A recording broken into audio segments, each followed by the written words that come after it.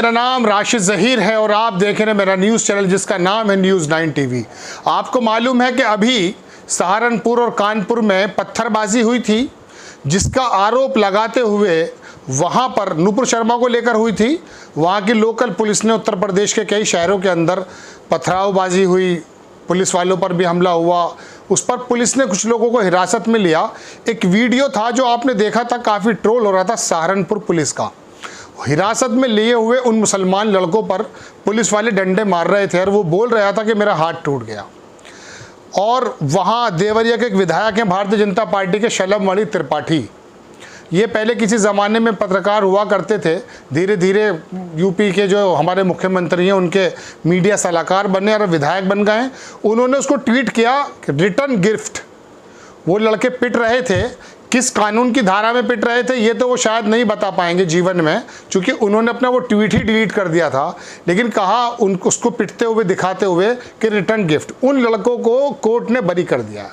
NDTV की report दिखाता हूं दर्शकों में आपको।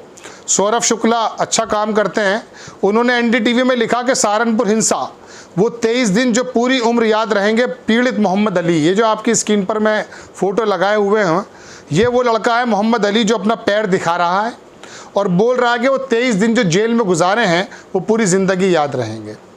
अब सुनिए आगे कहानी क्या है कि पुलिस ने सड़क से उठाया, जेल में जमकर पीटा, बीजेपी विधायक ने वीडियो वायरल की।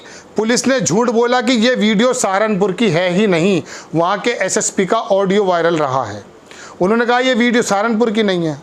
अब कोर्ट ने पुलिस को डांट लगाते हुए 8 लड़कों को बरी किया। मोहम्मद अली की आप बीती सुनिए, क्या पुलिस वालों पर कार्रवाई होगी? ये कौन पूछ रहे हैं? सौरभ शुक्ला। नहीं होगी। वो क्यों नहीं होगी वो भी मैं आपको बताऊंगा।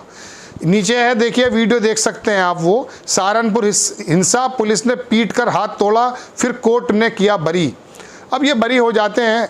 एक लड़का वाहिद शेख मुंबई का, मुमरा में इंग्लिश पढ़ाता था। 2006 में ट्रेन में वह बम विस्फोट हुआ। दैनिक भास्कर की रिपोर्ट है, आपकी स्क्रीन पर लगाता हूँ, परसों की नहीं सॉरी कल इतवार की, मैंने बताई है वो एक दूसरे चैनल पे। वो लड़का 9 साल जेल में रहा, उसके बाद उसको रिहा कर दिया। बताया गया, लड़का लिखता है, आपकी स्क्रीन पर लगाता हूँ, कि जब पेशाब करता था तो चीखें निकल जाती थी, करंट लगाया जाता था उसको। वहाँ की एटीएस ने उठाया और अब कोर्ट ने कहा कि वो बरी है। 2 चीज़ें हो गई। आप देखें, उमर खालिद नाम का एक व्यक्ति जो पीएचडी कर रहा था जेएनयू से, 20 महीने से वो जेल में है।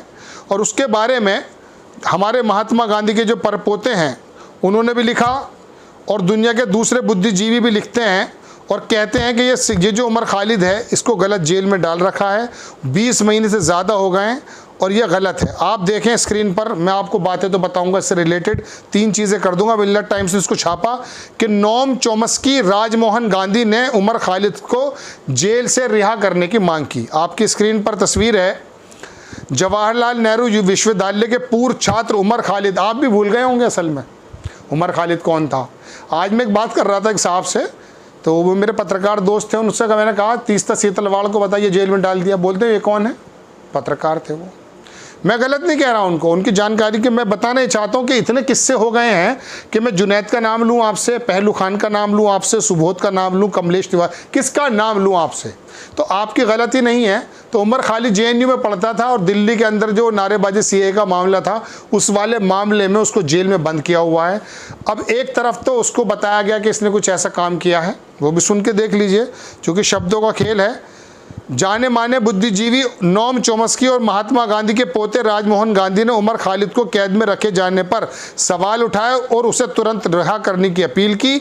दिल्ली पुलिस ने उमर खालिद को सितंबर 2020, आप तो खाना खा रहे होंगे आराम से, और आप कर भी क्या सकते हैं। उमर खालिद की माँ, उसके मुंह में निवाला नहीं चल रहा होगा, उसका बाप, उसके जो है सही सांस नहीं आ रही होगी। आपको ये मुझे याद दिलाना पड़ रहा है कि उमर खालिद कौन है। ये बेहिसी का दौर है जब किसी ज़माने में दुनिया में किसी एक समंदर के तट पे एक बच्चा मिला तो दुनिया के अंदर इंसानियत के अलंबरदार बनने वाले चीख पड़े और बोले क्या हो रहा है। लेकिन यहाँ वाहिद शेख बॉम्बे में 9 साल तक जेल में रहता, पेशाब की जगह करंट लगाया जाता है, उसके बारे में कोई भी चिंता नहीं की जाती।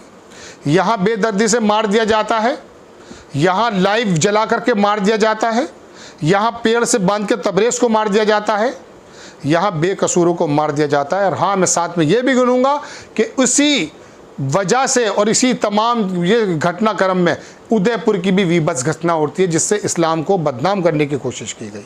भारतीय जनता पार्टी के लोग निकले, इस बात को मैं नहीं कहना चाहता, मैं सिर्फ बताने 3 खबरें आया था आपको कि एक तो उमर खालिद 20 महीने से जेल में है, और सहारनपुर में जो डंडे पटका रहे थे पुलिस वाले, अब क्या कहेंगे वो। एक डंडा किसी इज्जतदार के अगर कमर पे लग जाता है ना, एक फिल्म आई थी विरासत दर्शकों, उसके अंदर अमरीश पुरी गांव का जो है ना वो था, प्रधान बना हुआ था, और अनिल कपूर बाहर से पढ़ लिख करके आता है, वहाँ पर वो ख़ानदानी लड़ाई और गांव की लड़ाई दिखती है। तो अमरीश पुरी को एक पंचायत में उसका भतीजा मिलिंद गुनाजी उसका नाम था, विलन था उसमें, उसने बदतमीज़ी कर दी थी, तो वो अमरीश पुरी वहाँ पंचायत में अपनी बदतमीज़ी को झेल करके अपने घर आ गया।